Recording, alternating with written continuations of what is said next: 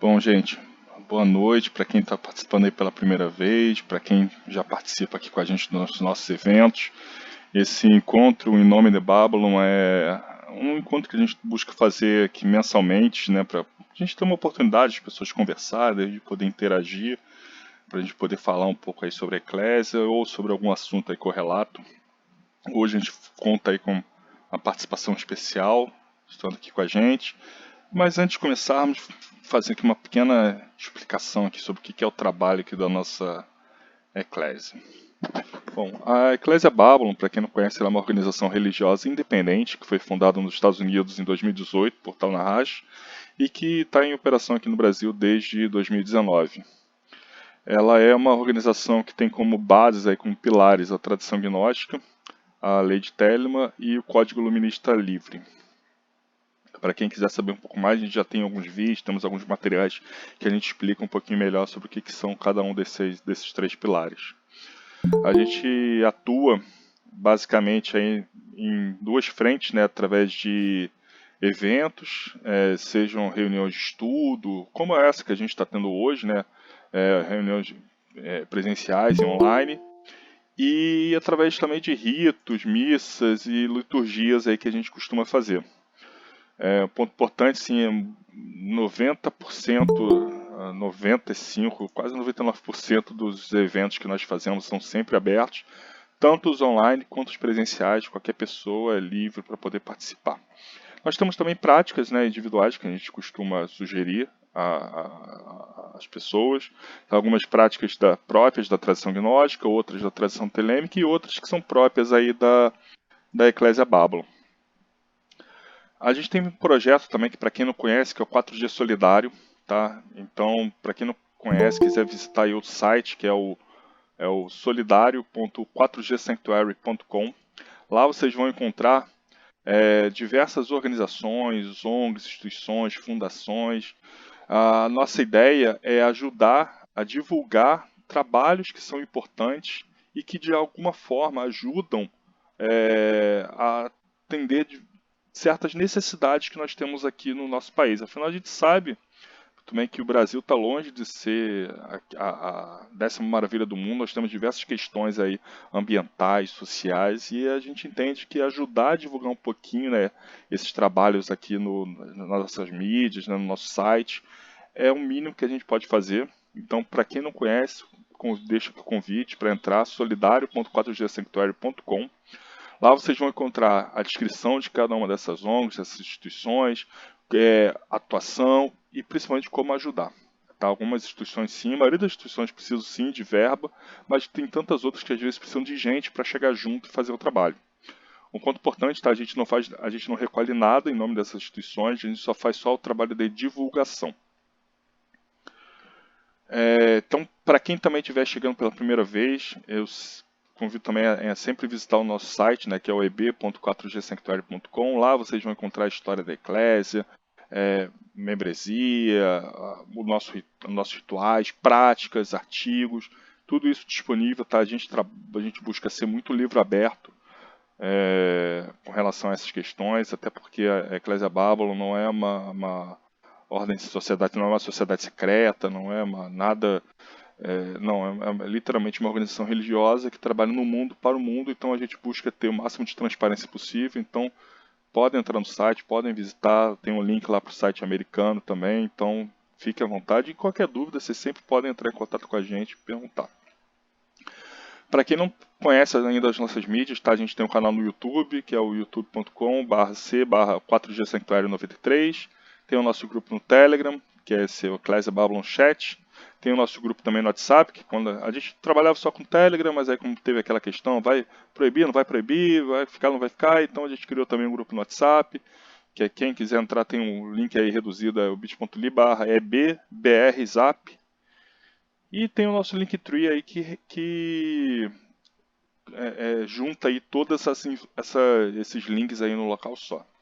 Lá vocês vão encontrar link para as nossas publicações, os nossos apps, skill para Alexa. Então tudo isso a gente desenvolve e deixa disponível lá no nosso site gratuitamente. Bom, vamos então ao que interessa. Bom, nós estamos, como vocês sabem, nós estamos aí entrando num período aí que era chamada de Santa Temporada Telêmica. E aí, para falar dessa Santa Temporada, eu queria convidar aí a minha irmã Shinvesta para poder falar aí um pouquinho sobre isso. Pronto. Boa noite, gente, 93.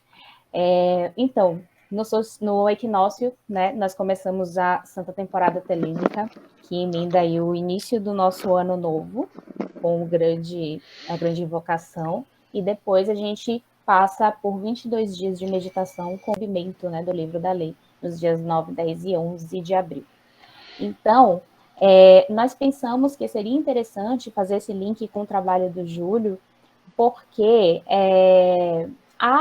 no TOT há diversas mudanças significativas do padrão do tarô, porém essas mudanças elas têm um porquê, elas não são aleatórias, elas não são meramente comerciais, elas não são loucas, elas todas se justificam dentro do nosso paradigma, dentro da nossa filosofia, da nossa religião, enfim, como queiram chamar. E agora, na Santa Temporada, a gente pode perceber muito claramente isso, porque Crowley fez algumas escolhas muito interessantes, ao meu ver. Ele critica o Edward Waite, né, que era colega dele da Golden Dawn, então quando ele cria o baralho dele, ele coloca de volta a ordem dos arcanos de acordo com o padrão Marcélia. Então, observem que interessante, ele muda o nome de diversas cartas, de todas as cartas que eram virtudes cristãs. Ele faz uma mudança simbólica profunda, toda adequada ao Novo Aeon e à lei de Telemann, mas ele escolhe colocar de volta a ordem clássica do Marcélia. Um dos motivos para isso é o fato de que Crowley sempre jogou com Marcélia. Muita gente, eu acho que não sabe disso, mas o baralho dele era a Marcélia. Ele jogou até o fim da vida com Marcélia, ele nunca viu o TOT impresso. Então, eu acho que por conta, né, desse apego ou desse costume ao padrão marselhês, ele mantém esse padrão. Só que ele mantém a alteração das letras hebraicas, então ele mantém a alteração de Lamed e Teth, eu não sei pronunciar, tá, os nomes hebraicos, e ele também faz uma nova alteração de acordo com o livro da lei, trocando Tzad com o rei. E aí agora, na Santa Temporada Telêmica, o que acontece? A gente está fazendo as meditações em ordem decrescente dos arcanos, então a gente começou com o universo, só que quando a gente chega, por exemplo, no que seria o arcano 17, Tzad não é estrela, então a gente fez o imperador. E aí a gente desce mais um pouquinho, e aí quando chega no que seria o arcano 11, a gente vai para o ajustamento, por conta da letra hebraica, Lamed. Então, a gente vê essa troca aí acontecendo e esses diferentes valores, a ordem dos arcanos sendo uma coisa e a atribuição da cabala e das letras hebraicas sendo outra. E qual o caminho melhor para entender isso? Ao meu ver, eu acredito que da maioria das pessoas, vocês descobrirão logo, o melhor modo de entender isso é estudando a história do tarô. Porque a gente descobre que o tarô não é essa entidade que surge do nada, pronta para os seres humanos a partir de um recebimento divino ou algo do tipo. O tarô ele é uma construção humana e uma construção profundamente europeia. E a gente vê ao longo dos séculos todas essas transformações e a gente entende que, apesar do padrão estar estabelecido há alguns séculos, nem sempre foi assim. E não necessariamente sempre se manterá assim. Mas para a gente fazer alterações, elas precisam ter fundamento, fazer sentido e principalmente funcionarem. E aí, nada melhor do que a gente chamar um grande especialista, e na minha opinião, Júlio é o maior historiador do tarô no Brasil, pelo menos que eu conheço. Se tem algum maior do que ele, eu desconheço. Ano passado eu tive o enorme prazer de fazer o curso dele de História do Tarô, e agora eu quero fazer de novo, porque ano passado ele foi para a Europa, ele fez a tour do tarô, então, ele foi em todos os principais pontos históricos do nascimento do tarô, ele foi em todos os museus, ele descobriu várias coisas, e eu falei assim, Júlio, pelo amor de Deus, eu vou fazer esse curso de novo. E depois a gente também estudou paleografia juntos, foi muito legal.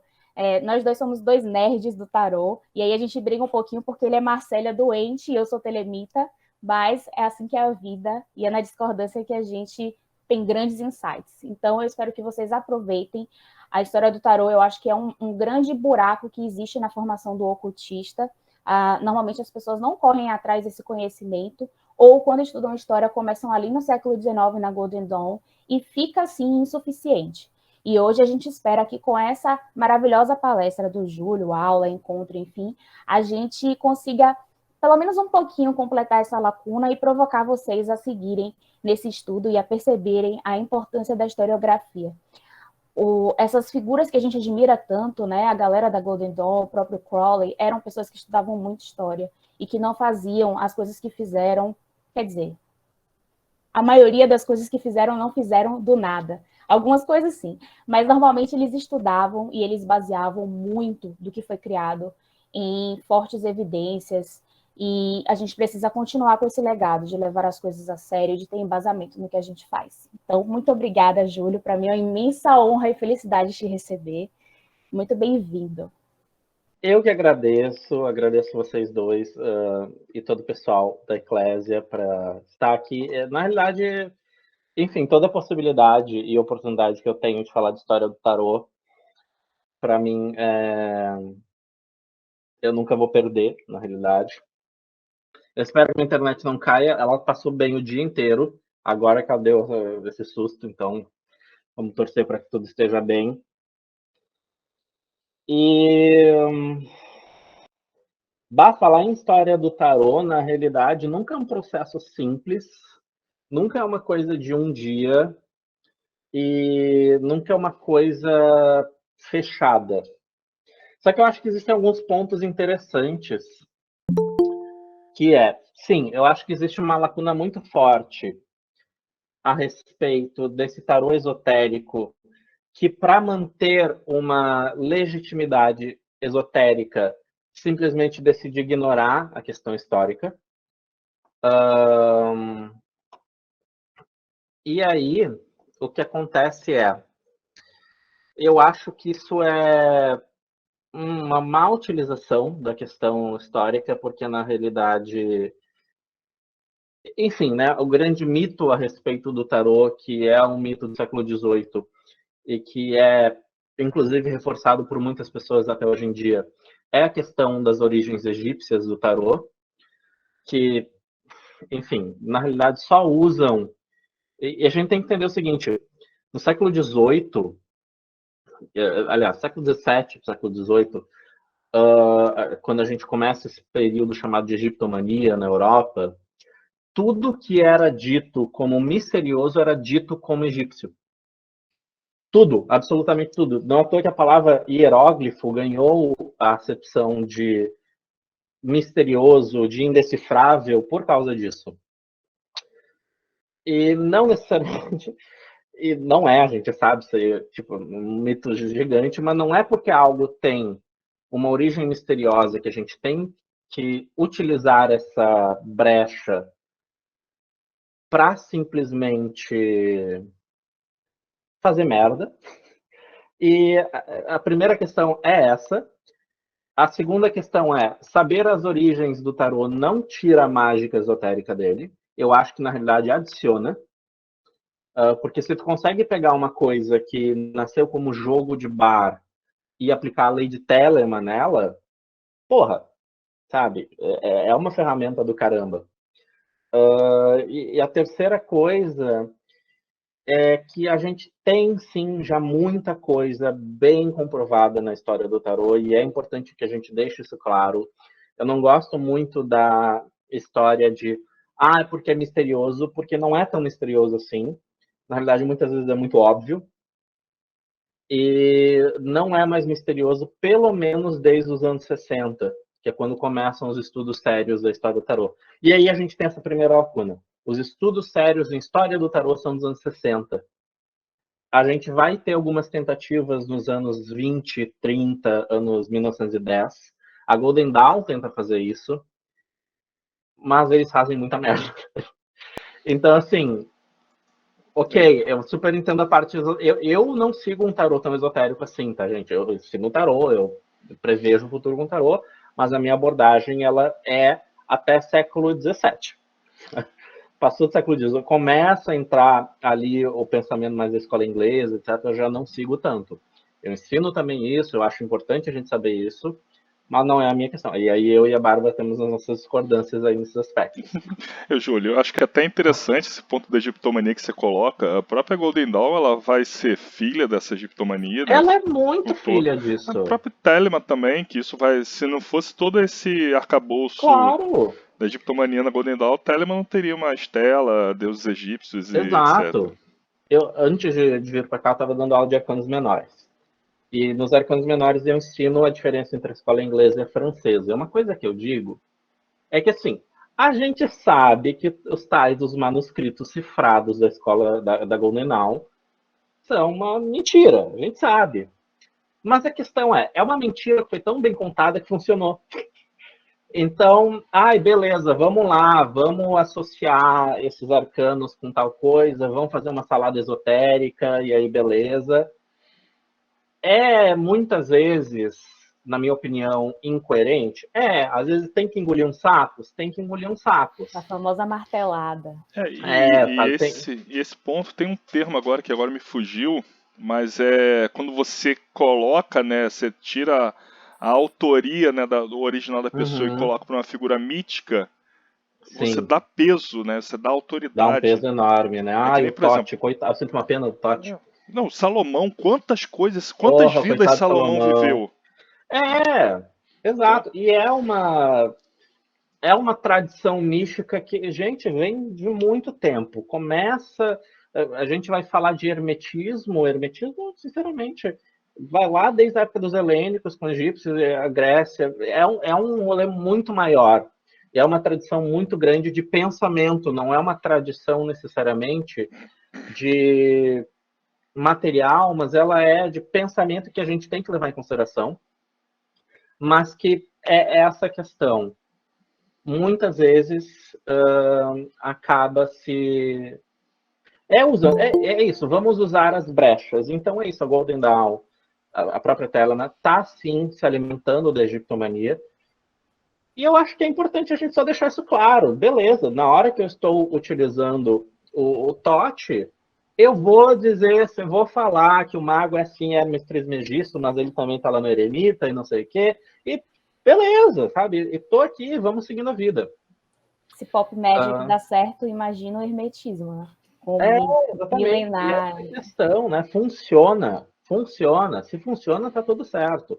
O importante, eu acho, a gente saber justificar, a gente saber de onde vem. Então, estudar a própria história também do baralho de Tote, estudar a própria história da Golden Dawn. A gente aprende muito mais sobre o Smith Waite, estudando a biografia da Pamela, estudando a biografia do Waite, estudando aquele livro gigantesco que parece um tijolo do Edgar Dias sobre a Golden Dawn, estudando os próprios livros base escritos pelos fundadores da Golden Dawn, o próprio manuscrito cifrado, do que, enfim, do que se diz hoje em dia. Porque a gente tem que entender o pensamento da época. Eu acho que essa é a questão. Eu falo que estudar o tarô, na realidade, é estudar o mundo. O que estava acontecendo no mundo na época que o tarô nasce. Pronto, tu já entende por que, por exemplo, muda tanto as ordens dos arcanos da carta, o nome, a imagem, e aí consegue pensar em também, né, por que não tem figuras negras no tarô, e quando vai ter, como isso acontece, porque não tem figuras trans, enfim, várias questões que vão aparecer ali, por uma questão de epistemologia, por uma questão de o que estava acontecendo na época. Então, por isso que essa questão, a gente não pode dizer que a história do tarô é simples, mas não é porque não é simples, não é porque é muito misteriosa em vários aspectos, que a gente pode falar merda. Eu acho que a principal questão que dificulta uma história do tarô, uma historiografia do tarô, é a falta de evidência. Tem um historiador que eu amo muito, que é o Ross Caldwell, um historiador americano. Ele estipulou mais ou menos uma base de 1 trilhão de baralhos que foram simplesmente descartados entre o século XIV e o século XV, porque é assim que a gente trata papel. Simples, a gente bota papel no lixo. E especialmente um papel que ele não tem uma qualidade muito boa, que ele vai amassar mais fácil, se molhar, fodeu. Tanto que, em mais ou menos em 1930, Um arqueólogo italiano, ele estava fazendo uma pesquisa e ele encontra uns poços de água e de encanamento em alguns castelos em Milão. Ele encontrou umas 300, 400 cartas que foram descartadas no século XIV e XV, que hoje em dia estão em museus, etc. Mas cartas que a gente tem, às vezes, um cantinho, um pedacinho, a gente consegue ver um braço, e a gente tem que trabalhar com isso. A gente tem que trabalhar com o que estava sendo escrito sobre, quando se escrevia sobre, porque a grande questão aqui também, a gente está trabalhando com uma coisa que ela... Enfim, o tarô esotérico é um produto do final do século XVII, começo do século XVIII. Então, a gente não está pensando no tarô como... Ele só ganha fama mesmo quando ele vira o tarô egípcio. Nessa época devia ser que nem quem colecionava figurinha do passatempo, né? Já não aguentava ter tanta Olha, figura de se não, olha, tiranossauro e jogava fora. Ah, mais um. Joga fora, já tenho, pra que eu vou jogar? É como a gente trataria um baralho da Copag hoje em dia. Quem que ainda tem um baralho da Copag, o 159? Eu tenho, porque eu sou louco das cartas, sabe? Então, eu essa acho que questão. Eu só tenho um e nem é tão antigo assim. Eu tenho... o meu não é tão antigo, o meu não é antigo também, eu queria ter um antigão até. Mas é isso, é muito difícil de ver os baralhos como um produto válido do ponto de vista histórico. Não é à toa que os baralhos que sobreviveram são os baralhos das pessoas ricas, os baralhos feitos com folha de ouro, com a cor azul, lá do lápis lazuli. Então, tipo assim, são os baralhos que permaneceram e que foram reservados e que se permaneceram sempre como um período de conservação, porque eles eram já vistos como obras de arte, e geralmente eram feitos por pintores famosos.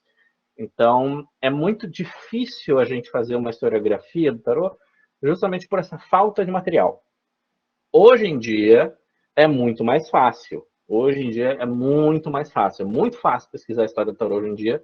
Eu não sei se no Brasil, porque no Brasil a gente tem... Sinceramente, eu conheço 2 livros que falam história do tarô aqui no Brasil, que é o livro do Ney Naif e, atualmente, o livro da Isabelle Nadolny, que é um livro que eu venho falando dele desde 2019, 2020, quando saiu, que eu gosto muito dela desde 2019, esse livro de história do tarô. Isso foi até reeditado agora, eu acho. Foi feita a edição brasileira agora. Foi lançada em fevereiro.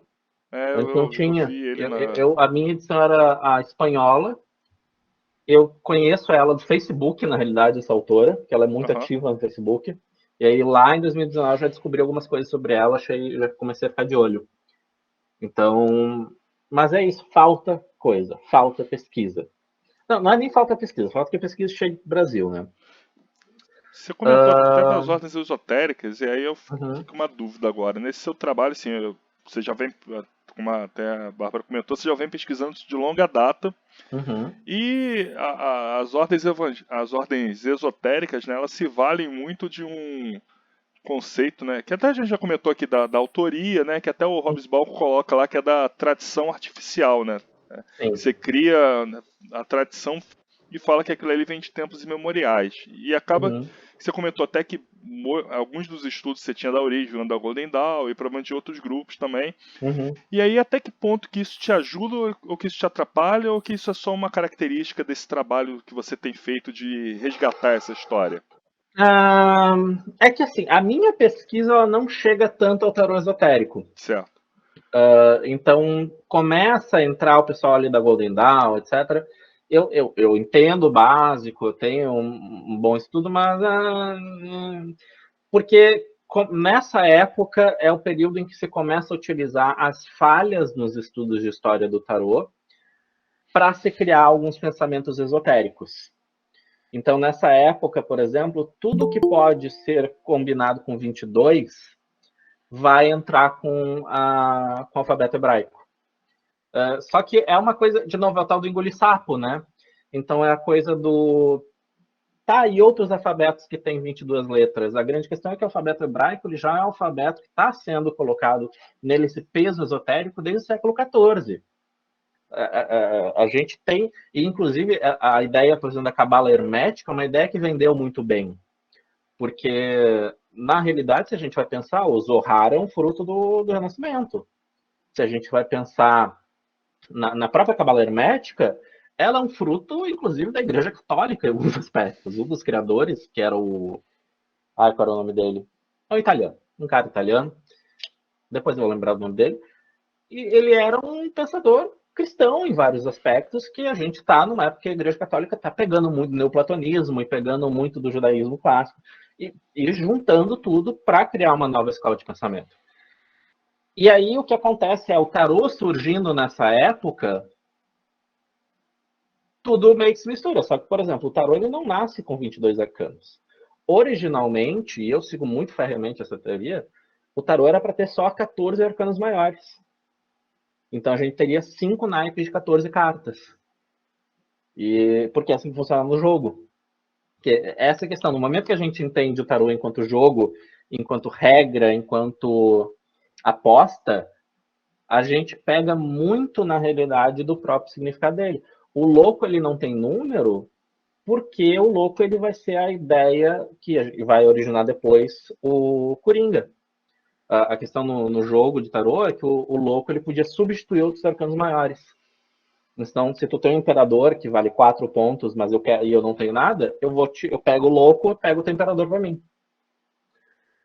Então, isso vai influenciar, obviamente, depois na questão esotérica. E aí a gente vai dizer que o louco é uma transição e que ele ocupa todo e qualquer lugar. Mas é um discurso que deve ser entendido. Então, eu gosto de ver isso nas tradições esotéricas. Essas falhas, que quando eu olho para a história do tarô de forma crua, eu consigo entender. Mas, de novo, eu não gosto também. Eu tinha um professor italiano de história do tarô que ele é muito contra o tarô esotérico. Eu entendo o argumento. E eu falo que muitas vezes é importante que a gente tire o esoterismo do tarô. Mas não é que a gente vai parar de fazer previsão do futuro, porque eu ganho meu salário com isso. Mas é uma coisa do desmistificar ele para poder mistificar ele de uma maneira um pouquinho mais consciente. Acho que isso é importante. Porque se eu fico também só na coisa do e o tarô... Então, a história do tarô pela história do tarô sozinha, ela... Nossa, é ótimo para a questão mental, mas eu acho que é importante que a gente aplique essa história do tarô na mesa, que a gente aplique essa história do tarô no jogo prático, na minha leitura. Então, para mim, entra muito essa questão aí. E é muito curioso, Júlio, porque hoje em dia eu, inclusive, vejo o oposto acontecendo. Eu vejo muitos ocultistas que são completamente ignorantes no uso oracular do tarô e que falam muita, mas muita merda. Muita. É uma galera que não é tarólogo, que nunca jogou tarô para divinação e que ao invés de reconhecer, olha, eu sou ocultista e eu só estou interessado no tarô iniciático. É uma galera que vai dizer tarô não prevê futuro e isso daí é idiotice. Tipo, ai, que preguiça. Sim. A gente está numa época difícil. Eu bloqueio muita gente no Instagram, gente. É o que eu falo, assim, sabe? Eu não tenho paciência, não sou obrigado a ter paciência, porque, assim, eu tô com 16 livros do meu lado aqui para ler, sabe? Então, eu não vou ficar mais... Antes eu brigava muito com essa coisa de, tipo, eu não podia ver alguém falando que tarô veio do Egito. Não podia. Mas é isso, se eu vou usar o TOT, eu vou falar em vários aspectos da egiptomania, não adianta, e é isso. Eu sei que não veio. Mas se eu estou usando o TOT e o Crowley acreditava, beleza. É a vida, sabe? E eu não preciso acreditar, essa que é a questão, né? Que as pessoas não superam. Eu não preciso acreditar. Não, isso é uma questão que me incomoda. É colocar o tarô, isso para mim é o que precisa ser desmistificado. Tarô não é algo que está no âmbito da crença. Não está no âmbito da crença. A gente atesta o tarô todos os dias em vários aspectos. Eu posso prever o futuro com o tarô, eu posso usar ele para dar aconselhamento e eu posso usar ele para ganhar uma aposta no bar.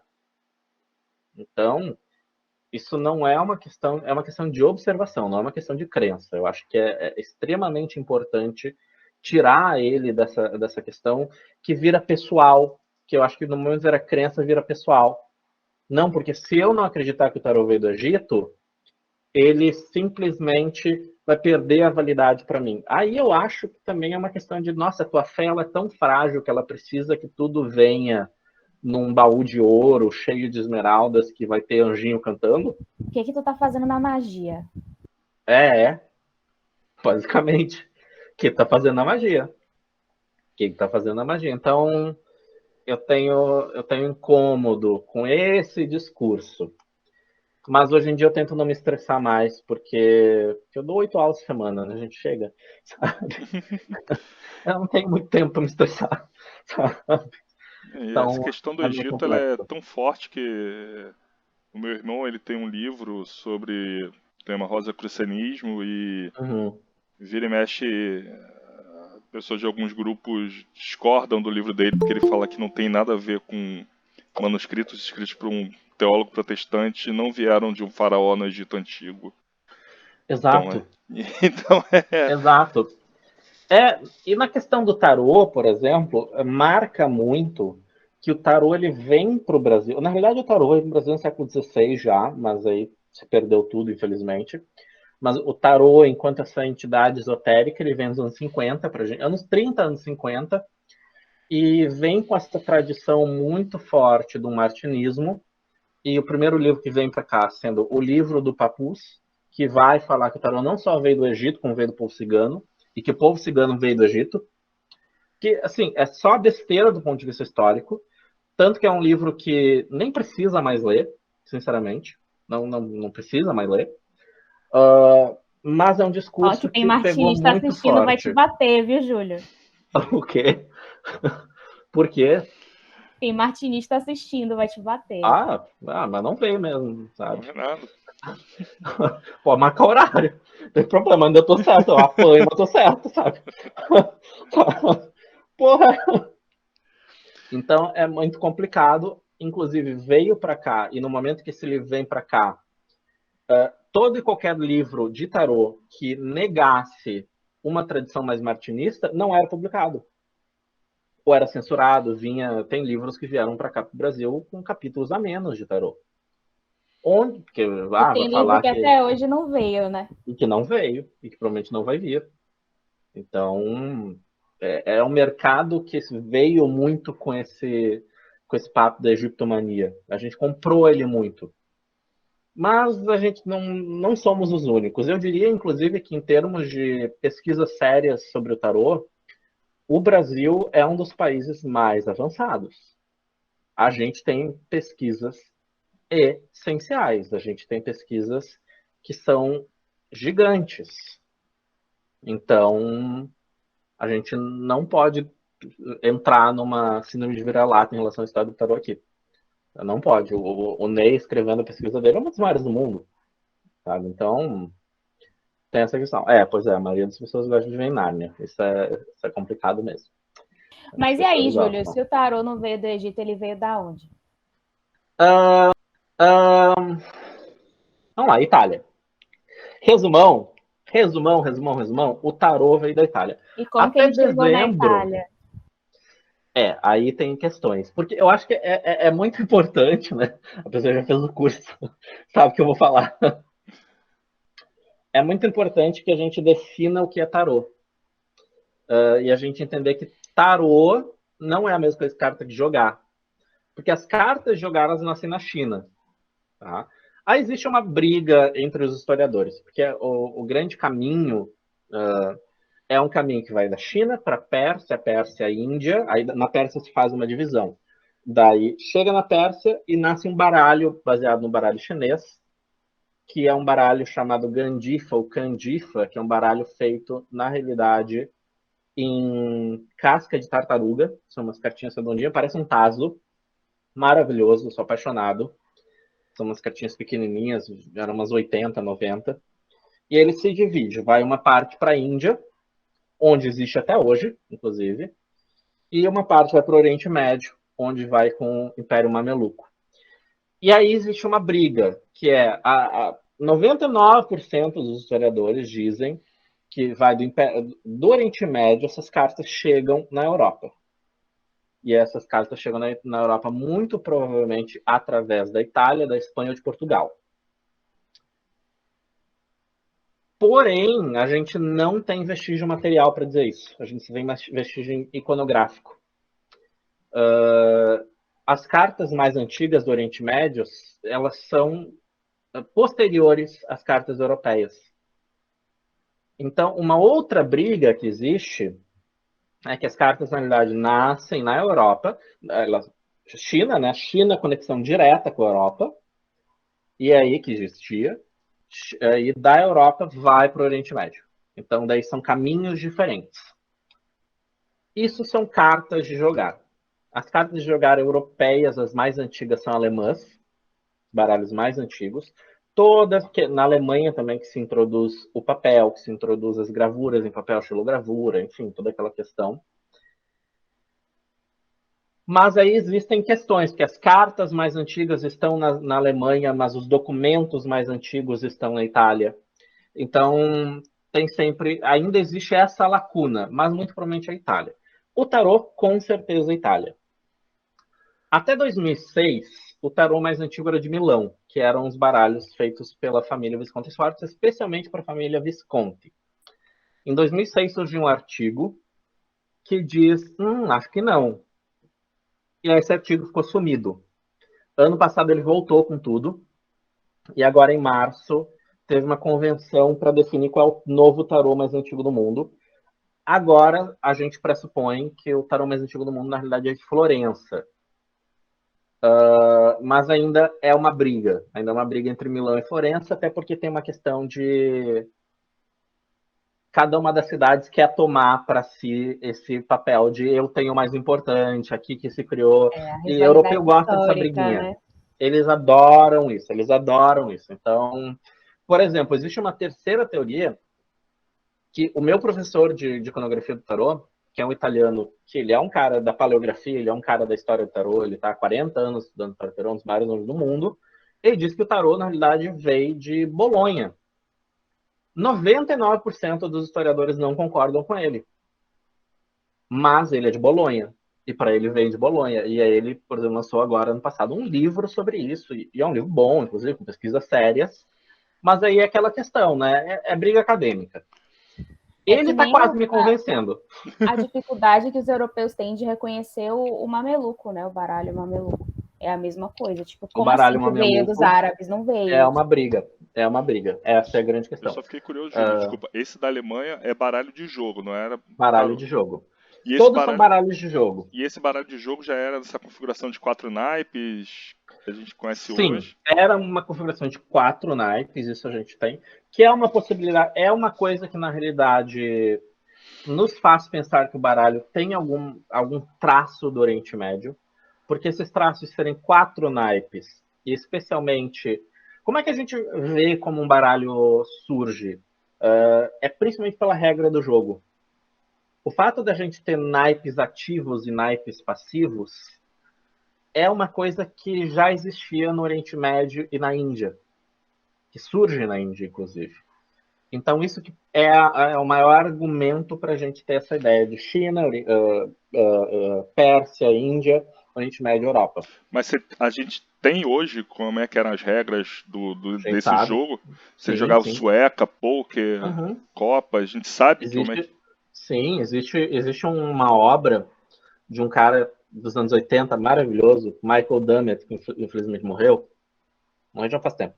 Michael Dummett, ele era um professor de filosofia, especialmente da área do raciocínio, da lógica. E ele tem um livro inteiro, que é quase 1000 páginas, só sobre as regras do jogo ao longo da história. O cara era foda. E tem um outro historiador italiano que tá vivo. Tem no Brasil esse livro, não, né? Não, nenhum deles tem no Brasil. Ah, droga. E quem tem, assim, ó, tem uma precisidade. Eram livros que chegavam para cá nos anos 80, 90. Então, se tu vai num sebo, por exemplo, eu tenho livros, tipo, os meus, isso aqui é a Enciclopédia do Tarô. Eu tenho 2 edições físicas, mas eu tenho as outras também, que são uma das maiores fontes de história do tarô do mundo. Não tem, Thiago, muito raro. E o Kaplan, que foi quem criou a Enciclopédia do Tarô, ele pega assim, vou pegar a maior parte dos baralhos publicados no mundo, desde o primeiro até o mais atual, e vou classificar eles e vou descrever eles em livros. E ele lançou 4 livros. E ele vai desde o primeiro baralho até os baralhos contemporâneos. Por exemplo, o tarô do Ney Naif está lá no livro dele. O cara fez um trabalho excepcional, morreu, infelizmente, ano passado, de Covid. E agora eu E fiquei são livros curioso. que E usava os arcanos maiores para jogar também? usava os arcanos maiores. O nome original dos arcanos maiores é trunfos, né? Aham. Isso vem de 2 questões. A primeira é uma questão religiosa que aconteceu na época, porque na época a igreja ainda não tinha tanto discurso de Deus versus o diabo. Aham. Era um discurso mais de virtude versus pecado. E aí o triunfo, a virtude, ela triunfa sobre o pecado. Aí nessa época muita coisa está vindo com esse nome, como por exemplo o famoso livro do Petrarca, e Triunfo, os trunfos. Mas a ideia é justamente porque os arcanos maiores, eles triunfam sobre os arcanos menores. Eles têm um trunfo a mais. Então, tu ter isso quer dizer que tu vai ganhar mais pontos. A grande questão é que eles não tinham números. Eles só vão ter números, mais ou menos. Aí tem brigas, né? Há quem coloque 1640, 1620, e há quem coloque 1770. Eu coloco 1620. 1770 é a primeira vez que as cartas têm números na Itália, mas na França já tem 1620. Porque daí é uma loucura, né? Sai da Itália, ele se espalha para a Europa e vira um monte de coisa. E aí tem os primos do tarô, tem carta com 90, vai mudando o nome das cartas. A torre tem mais de 20 nomes, por exemplo. Então as cartas não tinham número, mas elas tinham ordens específicas. Essas ordens as pessoas tinham que memorizar, e elas eram filosóficas. Se eu sou de uma cidade que não gosta da igreja, o Papa não vale tantos pontos. Tanto que, por exemplo, Bolonha. Bolonha é um caso muito, muito interessante, porque Bolonha era uma cidade que brigava muito com o Estado Papal. Então, quando eles eram católicos, era um baralho super católico. Mas quando eles brigam tão feio que eles tiram as figuras religiosas do tarô. Que daí o Papa papisa. E aí viram 4 imperadores, por exemplo. Aí viram 6 mouros no século XVIII. Então, é muito interessante de estudar essa história do tarô, essa evolução, para ver o que estava acontecendo no mundo. E aí a gente vai ter... cada história de cada arcano maior está relacionado com uma história política. Eu postei recentemente falando sobre o arcano, por exemplo, uma questão sobre o pendurado.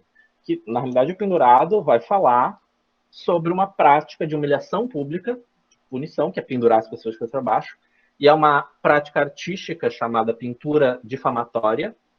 E, por exemplo, o fundador da família Sforza, existia uma pintura dele nessa posição, e ele era chamado de traidor. Traidor era o primeiro nome da carta do pendurado. E por isso que também essa carta vai representar traição, entre várias coisas.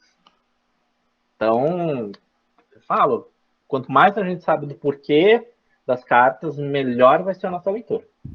O tarô, ele é um retrato do Zeitgeist, né? E isso é muito interessante. E, inclusive, os tarôs iniciáticos, eles são um retrato do Zeitgeist.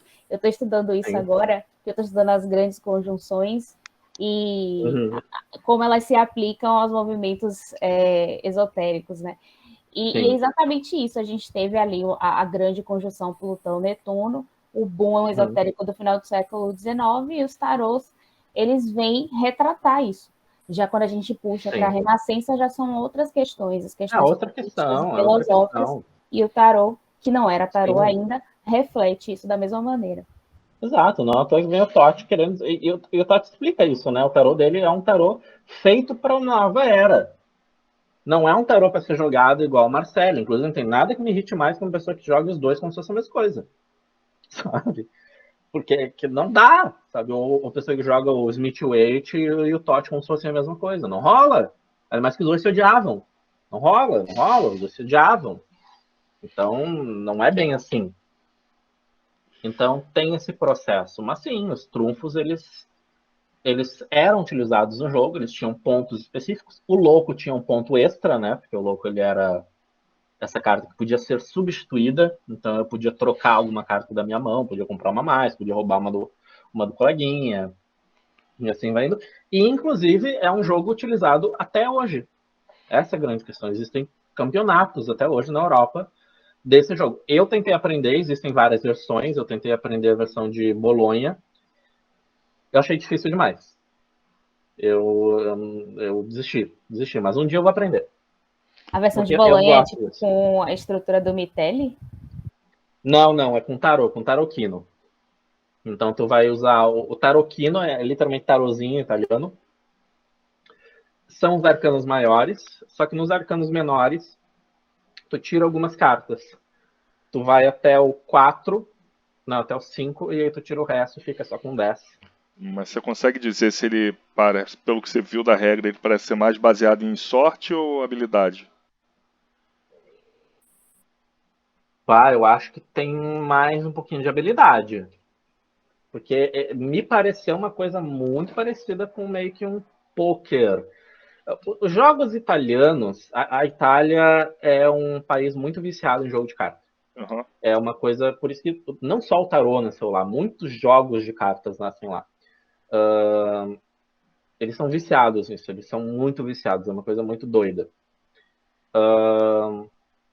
Mas os jogos italianos, ele tem um aspecto que, sim, é racional, mas eles também não deixam a casa de lado. Por exemplo, um jogo muito famoso que tem lá, que eu amo, é o Briscola, que é um jogo que basicamente sempre tem que supor quais cartas os teus oponentes têm ou não têm. É um jogo que tu joga em pares, então tu nunca joga ali sozinho, tá jogando em equipe.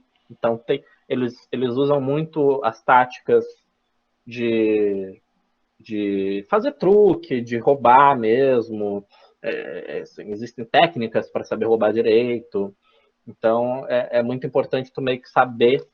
E tu acaba criando uma técnica, porque se, por exemplo, assim, eu estou jogando eu e tu, e eu tenho as cartas dos regentes temporais, ou seja, eu tenho a papisa, o papa, a imperatriz e o imperador. Mas eu tenho todas menos o imperador, tá contigo? Então, se eu sei que eu tenho imperador, no momento de jogar teu imperador, eu tenho que socar o papa, porque o papa vence o imperador. Então, tem uma técnica. Interessante. E é uma questão aí, de novo, né, de filosofia de vida, né? Que o Papa sempre vence o imperador, os homens sempre vencem as mulheres, e assim vem. Mas as virtudes vencem homens e mulheres, porque são figuras cristãs. Então, por exemplo, a Carta do Mundo, ela vale muitos pontos porque ela representa Jesus. Óbvio que Jesus vai vencer. Óbvio que Jesus vai vencer. Então tem esse aspecto. E é muito difícil saber isso, porque não se escrevia muito sobre os jogos naquela época. O que a gente sabe, na realidade, vem do entendimento sobre as ordens dos arcanos, que são 11 ordens de arcanos maiores que existem ao longo do século XIV até o século XVII, mais ou menos. Só no século XVII que isso se estabiliza até chegar ao Waite. Esses 11 arcanos, essas 11 ordens vão mudando e vão se concentrando em ordens maiores. Inclusive, sinceramente, do ponto de vista histórico, a ordem dos arcanos do Tarot de Marsella não faz sentido nenhuma. É uma merda. Devia ter sido. Na minha opinião, a que deveria ter se mantido era a ordem de Veneza. A de Marsella, na realidade, é de Milão, tá? Porque o Tarot de Marsella nasce em Milão. A de Veneza faz muito mais sentido do ponto de vista histórico. Então, eu queria que tivesse ficado assim. E aí, essas ordens, elas vão ser muito um vestígio muito importante para a gente entender como era jogado e como se entendia as cartas. Mas o maior vestígio que existe é o chamado tarocchi appropriati, que é literalmente tarô apropriado em italiano, que é um gênero literário que as pessoas utilizavam as cartas para criar determinados pensamentos, geralmente para falar mal dos outros. Então, eu vou postar até sobre isso agora. Estou com um post programado. Tem um muito famoso, que é um poema que foi atribuído a um cara chamado Súzio, mas a gente sabe que não é do Súzio, mas enfim. E basicamente ele está dando em cima não, ele está falando de 22 mulheres da cidade dele. E aí, por exemplo, o diabo é porque ela transmite muita luxúria. Ah, é a Maria Joaquina, porque ela transmite muita luxúria, sinto tesão nela. A morte é a Joana, porque a Joana para e igual um esqueleto. E aí, a partir disso, a gente tem um monte de informação sobre como se veem as cartas, a ordem dos arcanos, a regra de jogo. E aí são vários poemas que surgem no século XV e XVI, especialmente na Itália, isso não chegou em outros países. É tipo uma cantiga de maldizer isso. Exatamente. Exatamente. É uma coisa, sinceramente uma coisa incrível. Eu tentei traduzir um esses dias, mas traduzir italiano, eu sou tradutor. A tradução do italiano do século XVI não, não vou sofrer, né? Cara, isso é engraçado, porque há uns anos atrás eu cheguei a praticar esgrima italiana. Eu treinava com um professor que era italiano e era uma coisa muito popular, tanto que a boa parte da esgrima é com adaga, diferente da espanhola, da inglesa, porque eles falavam que era a espada do povo. E um dos estilos que eram comuns era chamava humildade. O nome do estilo era humildade. E ele tinha umas musiquinhas que era associado, uns poemas. Aí, né, eu decorei a versão que eu criei do poema, mas também não porque eu soubesse traduzir italiano, até porque o meu italiano se resume a saber falar espaguete ravioli só. Já é ótimo, é essencial. Aí era, como é que era? Se você falhar com família, 3 cortes você vai levar. O primeiro é na bunda para você se lembrar. O segundo é na testa para o seu amigo saber. E o terceiro é na garganta para você nunca mais errar. Uau! Era... Eu gosto de que é amigável. Não, eu gosto tudo italiano. E tudo fofinho. Só que o italiano falando só super fofinho. Você, ó, claro. Você tá cantando poema. E não era, né? Claro, é super sonoro. É super sonoro. Deixa eu pegar um aqui para mostrar. Aqui, peraí. Agora a gente vai começar a ostentação. Agora a ostentação. Não, mas vou tentar traduzir. Cadê?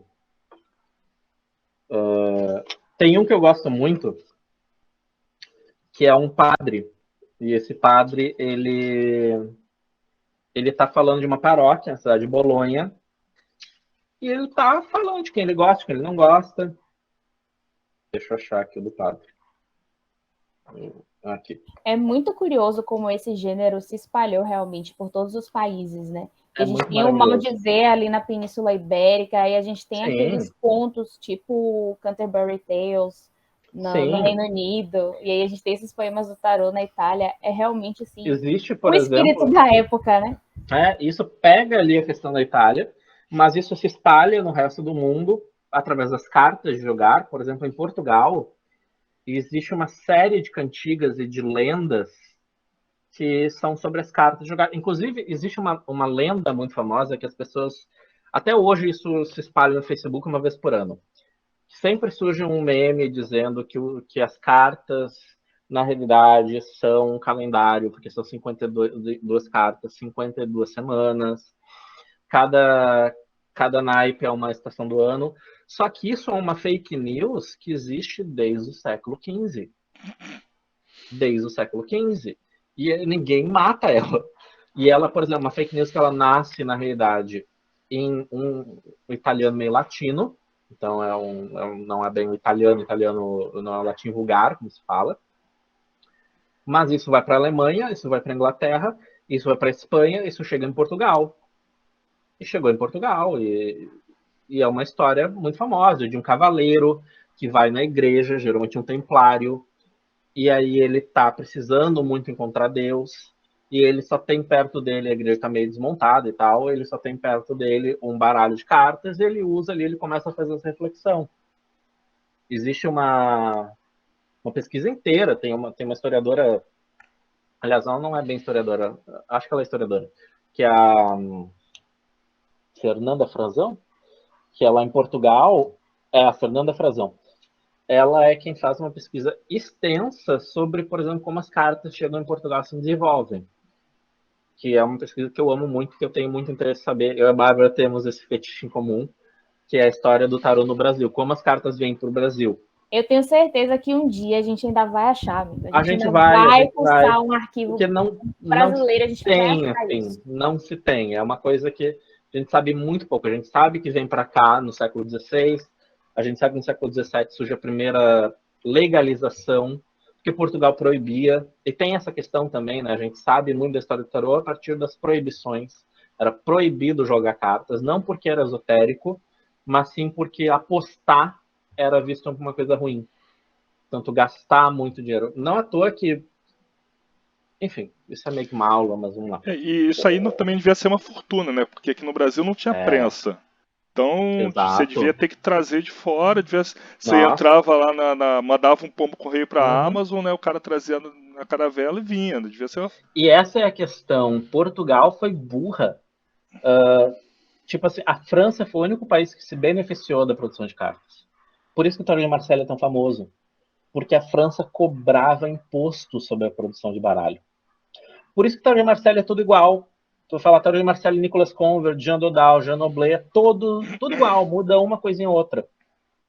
Por quê? Porque tu paga imposto.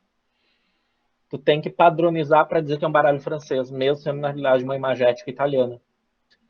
E Portugal não fez isso, a Itália não fez isso. Então o que aconteceu? Os Cartier, as pessoas que produziam baralhos, saíam dos próprios países para trabalhar na França. E aí, enfim, se perdeu uma cultura muito boa. A Itália demorou muito. E é isso, a Itália foi quem criou o tarô. Mas o tarô de Marselli nasce na Itália, se populariza na França, a ponto de a Itália olhar para o tarô francês, que por sua vez é um plágio do italiano, e começar a copiar o estilo francês, que na realidade é uma cópia do italiano, Gente, sem perceber. Então tu eu, vai ter toda uma produção de baralhos italianos baseados nos baralhos Com a franceses. É diferença uma que os coisa muito italianos louca. são bonitos. A diferença é que os italianos são lindos e bem feitos. cara, eu queria ver só. Tinha que colocar numa mesa redonda você, a Helene. A Helene tá aqui. Eu não sei que ela Helene tá tá aí. quietinha, Sim. mas A Helene tinha também é que louca de história colocar de que a tarô. Helene, que a gente tá falando aqui de Itália, tinha que chamar a Helene pra entrar nessa roda aqui também. Mas vocês dois falando sobre essa composição, eu lembro da Helene comentando lá da composição das cartas, detalhe, né, de que tinha Sim. da editora, da gráfica.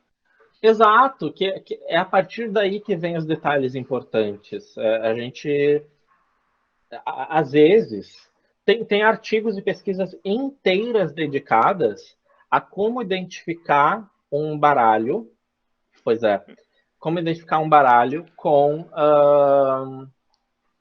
os traços da gravura em madeira, para ver se era madeira, metal, e a partir disso tu saber de onde vinha.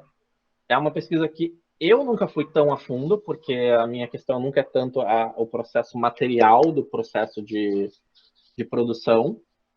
O meu vai mais para uma filosofia do tarô, porque que o mago é o primeiro arcano e assim vai indo. Mas é uma pesquisa gigante, gigante. Então, enfim, né? E Eu que tô as 10 pessoas anos não estudando história do fazem, a tarô. gente não tem acesso aqui, e eles que têm acesso lá não fazem, até porque o Brasil é um dos maiores Não, polos de filologia do mundo. Então, tipo assim, se a gente tivesse. Filologia, gente, é o estudo de materiais escritos, gente, ama. principalmente papel, pergaminho, etc. Então, se a gente tivesse esse material aqui, a gente teria condições de conduzir pesquisas excelentes, né? E em outros locais, não tem essa mesma qualidade do trabalho que a gente Não, tem aqui. Não tem a mesma seriedade que a gente tem não aqui. Porque tem. quando as A pessoas gente sabe pensam estudar. quando as pessoas pensam em ciência, as pessoas pensam que o Brasil é um lugar esculhambado, e não é. A gente que é de humanas, a gente sabe. Aqui no Brasil, o trabalho feito cientificamente Ah, na área de humanas é de excelência. é de excelência. Por exemplo, na UFBA, né, que foi onde eu estudei, foi onde eu Sim. pesquisei, a gente tem um dos maiores centros do mundo de filologia, né? Porque a gente tem corpos do Brasil colônia, enfim. Sim. Então, se a gente tivesse esses baralhos, a gente poderia colocar eles num scan, numa máquina UV, num restauro. Sonho. E Um lá sonho. eles têm esse material e eles simplesmente não estudam isso. Eles não estudam, eles não fazem nada. E o André Vitali, esse meu professor, eu nunca esqueço uma aula que eu tive com ele, em que ele vai falar de um documento de 1300, ele simplesmente pega o documento e mostra pra gente. E aí eu perguntei, cara, como assim, sabe? Ele, fui na biblioteca, peguei e levei pra casa. Porque essa questão, ninguém dá bola. Na Itália, tu pisca, sai documento histórico, tu pisca, assim, ó, tu cruza uma esquina, tem uma ruína romana. Chega a ser irritante. E para que condicionamento de umidade, luz e etc, né? Tipo, problema. E aí, no caso do Vitalio, eu nem me incomodei, porque o cara é um cara da paleografia, é um cara especializado nisso, e ele vai saber conservar, e ele se importa com o documento. Que é isso, as pessoas não se importam. Não se importam. No baralho, as pessoas jogavam no esgoto. Até hoje em dia tem gente que faz. Sabe? Eu não deixo as pessoas chegarem perto dos meus baralhos. Não pode olhar para baralho meu. Sabe? Não deixo. Sabe? Não deixo. Eu faço reiki se deixar nos baralhos. Então, assim, sabe? Tem a constelação familiar, essas merdas estão fazendo. Tudo que dá para fazer, estão fazendo. Eu não quero ninguém perto dos meus baralhos. Porque é isso. É uma coisa muito valiosa. Com uma história muito rica, porque a gente está falando, na realidade, da história dos jogos de aposta, a gente está falando da história do jogo, do ponto de vista lúdico, a gente está falando de uma história da religião, a gente está falando da história da sociedade renascentista, baixo medieval, a gente está falando de muitas coisas acontecendo que o tarô nada mais é do que uma representação disso. Então, ele não é... Que é o que acontece, né? Por exemplo, quando chega o Totti já não é mais uma representação, ele é um porta-voz. É diferente, ele vem com uma mensagem clara. O tarô não, o tarô de Marselha, sabe, tava lá, podre de bêbado num bar, e aí você quer tirar uma grande filosofia disso, tu tira. E é o que a gente faz. Então, é um rolê muito louco. Aproveitando então até esse gancho, aproveitando que a gente está aqui já, a gente está na temporada santa, a gente tem aí uma cartinha pro dia que o pessoal vai tirando, e como a Bárbara comentou, o Marselha, que era, na verdade, o baralho que o Crowley mais tinha em estima e que usou durante boa parte da sua vida. Você podia falar um pouco pra gente, pra explicar um pouco sobre o Marselha, o que é, de onde veio, se ele é de Marselha mesmo, ou se ele veio de outro lugar? Nossa. Deixa eu fazer uma coisa. Eu posso... Agora é o assunto favorito do Júlio. Então, né? Eu posso compartilhar minha tela? Claro. Rapidão. Só quero mostrar um documento.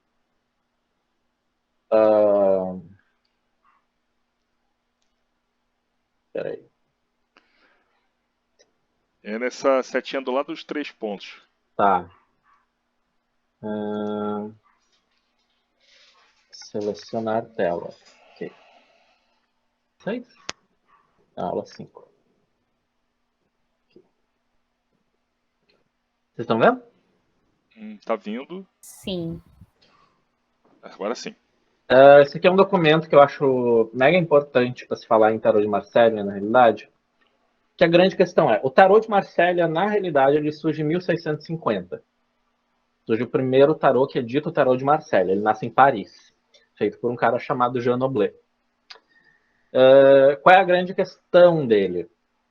O tarô de Marselha, ele muda muito o padrão imagético. Que vai ser... Deixa eu pegar aqui, deixa eu ver se eu tenho uma imagem. Eu não tenho uma imagem. Isso aqui é uma aula do meu curso, tá, gente? Do meu curso de História do Tarô. Que vai ser nessas cartas aqui. Aqui começa o problema. Na carta da Lua, estrela, na carta... A torre nem tanto, mas também, principalmente na Lua e na estrela. Lua, estrela, um pouquinho Sol. Essas cartas até então... Deixa eu parar de compartilhar, daí eu já volto a compartilhar. Eu vou mostrar um baralho para vocês.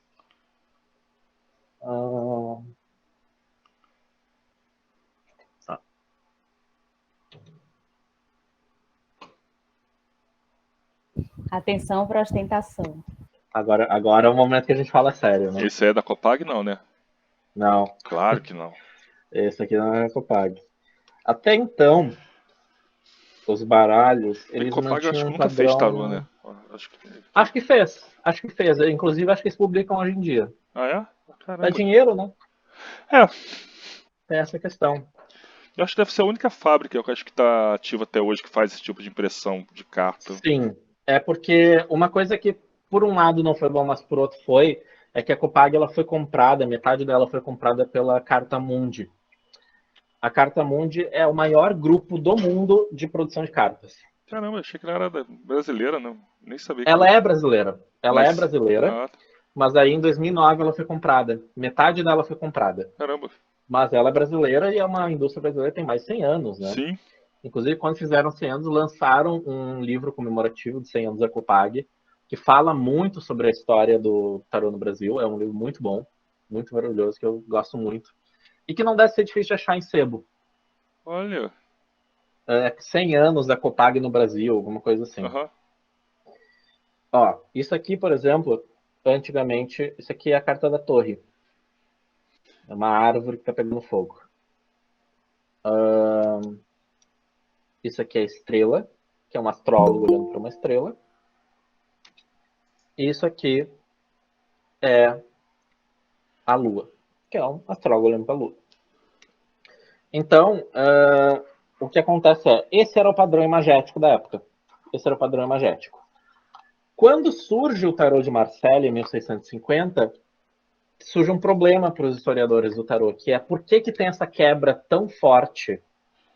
Do nada, a carta da estrela passa a ser uma mulher pelada, que está jogando água no rio. O que aconteceu?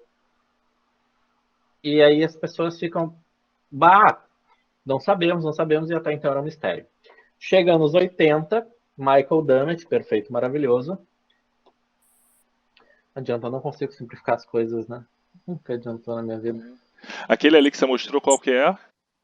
Esse aqui é o Jacques Veville, um tarô de mais ou menos 1650, que ele é um tarô bem legal, porque ele é um plágio, na realidade, de outros baralhos. Olha. Ele é um plágio. Esse cara, ele fez o baralho dele plagiando vários baralhos para não pagar imposto em Paris. Então ele é um baralho de sonegação, os meus favoritos. E uma galera faz isso até hoje, hein? Até hoje, real. E aí, vem aqui o Michael Dummett nos anos 80, ele descobre isso daqui, que é uma folha de impressão de 1500. E ela mostra o molde de impressão de um tarô pré-Marsella. E esse aqui é o tarô de Marsella mais antigo do mundo, na realidade. É a primeira vez que a gente tem de 1500. Aqui é da cidade de Milão, 1500. E a partir disso surge essa questão. Deixa eu voltar para a tela. Não adianta, deixa eu ver só qual tela. É a apresentação. Aí a questão é, 1500 na Itália surge esse padrão imagético. O padrão imagético começa a ser produzido na Itália, mas é só 150 anos depois que ele vira, de fato, um padrão forte, que é o tarô de Marselha. Por que o tarô de Marselha do Jean Noblet ficou tão famoso? O primeiro tarô de Marselha do mundo. Porque, primeiro, ele era feito uma xilogravura mais barata. As imagens eram mais objetivas, num certo aspecto. As imagens tinham nome e número, que só vai ter um pouquinho antes, na realidade, 1600 e pouquinho, com o tarô de Paris, que é um tarô anônimo, que é esse tarô aqui. A Mirtes está aí, inclusive, ela que mandou. Oi, Mirtes. Esse aqui é o meu bebê. Esse aqui é o primeiro tarô do mundo a ter nome e imagem nas cartas. Ele é incrível. Esse aqui é a carta do mundo, por exemplo, que é completamente diferente. Fantástico. É a deusa Fortuna. Ele é a maior benção da minha vida, sinceramente. É a melhor coisa que o mundo tem. Assim. É o melhor baralho. E ele vem com essas questões. E outra questão, ele é um baralho pequeno. O primeiro Marselha, até então as cartas mediam mais ou menos 20 centímetros de altura. E aí ele vem com 7 por 12, se eu não me engano. Geralmente o padrão Marselha geralmente é 9 por 13. Ele é menor ainda, ele é 7 por 12, 7 por 11. Ou 9 por 4. Não lembro, ele é muito pequeno. Então era fácil de manter. Ele foi feito em Paris, só que com uma imagética italiana. E aí entra uma coisa muito louca. Isso aqui é uma imagem que eu pedi para fazerem uma vez para mim, que é sobre como o tarô se espalha na Europa. Que ele se espalha de várias maneiras. A gente vai ter ele, primeiramente, surgindo aqui um padrão que é o padrão A, chamado meridional, que ele nasce em Bolonha e vai para Florença, de Roma vai para Sicília. Aí na Sicília, esse baralho ele vai influenciar os baralhos espanhóis, portugueses, no norte da África e, consequentemente, os baralhos japoneses, porque os baralhos chegam no Japão através de Portugal. E também na Índia vai mudar, porque já existia baralho na Índia, mas é só quando chega Portugal na Índia, muda baralho lá também. Aí em Milão surge esse padrão marselhês. Ele vai para Paris, vai para Lyon, vai para Marsella. Ele nasce o primeiro tarô de Paris, o tarô de Marsella, em Paris, mas ele populariza em Marsella, é uma cidade portuária. E então eles produziam muito, e essa questão, a França, ela nunca produziu para jogo. A França ela não valorizava, eles não tinham o hábito de jogar cartas. Então eles vendiam isso para a Itália, basicamente. A Itália é um caso. É igual ao Brasil, né? Com muitos dos nossos Era isso que eu produtos. ia dizer, que nem a gente com Tá vendo? café, com petróleo, com Nossa, é a chocolate. gente com a nossa soja, não adianta. Com a carne. Então, era isso que acontecia. Aí da França ele também vai fazer outros movimentos, né? Porque o baralho francês ele tem muito a ver com o baralho alemão. Ele vai fazer um movimento em direção à Suíça, em direção à Bélgica. Nesses países protestantes, por exemplo, o baralho muda. E nesse meio tempo todo, porque isso aqui já é tudo século XVII, tá? No século XVII, o tarô de Marselha, o que ele faz? Qual é a grande questão do tarô de Marselha?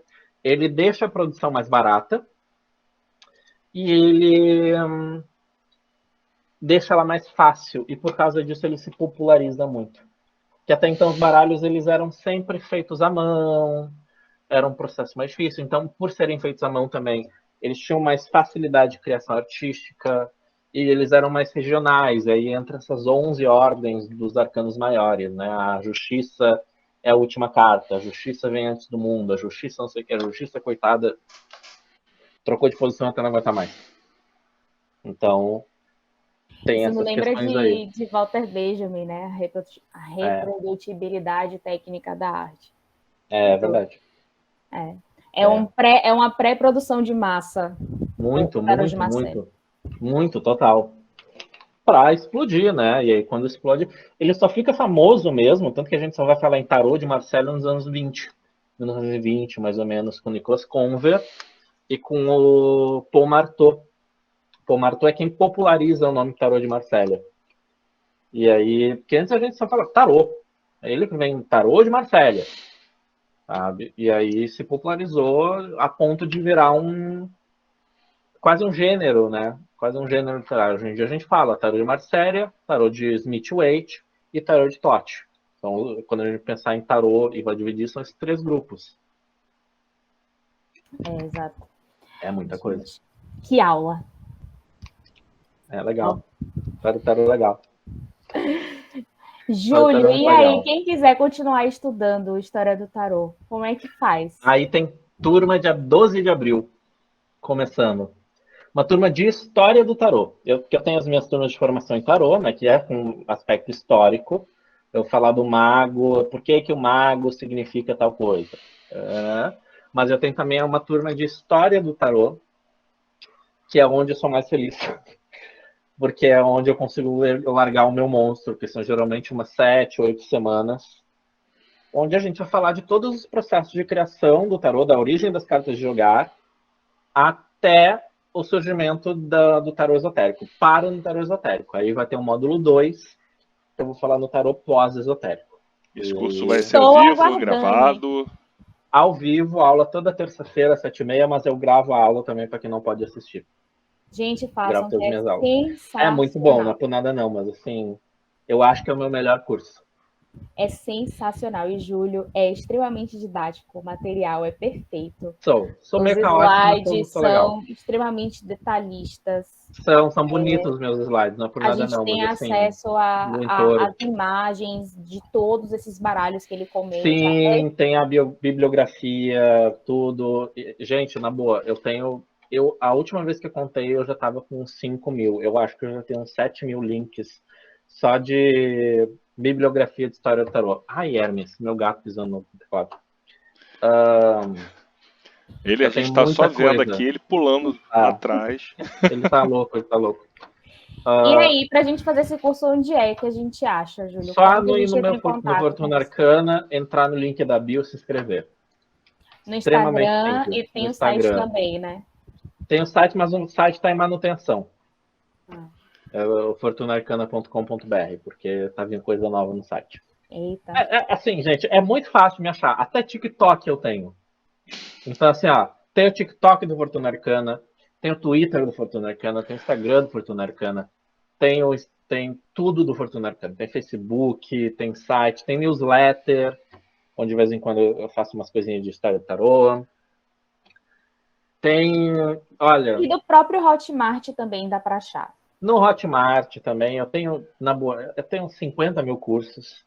Pensa em tarô. Ai, Júlio, previsão de tempo com tarô. Tem. Eu trabalho muito, gente. Eu sou bem louco. E quem E os quiser se cursos são consultar, maravilhosos.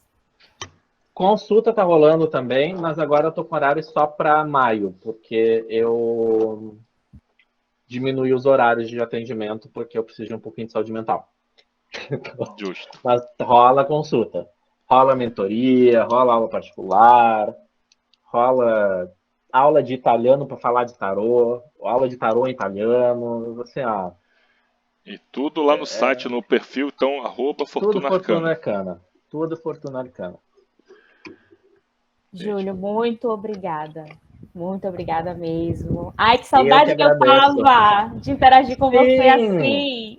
Nossa, a Bárbara é muito minha parceira. A gente, porque a Bárbara é louca da história do tarot também.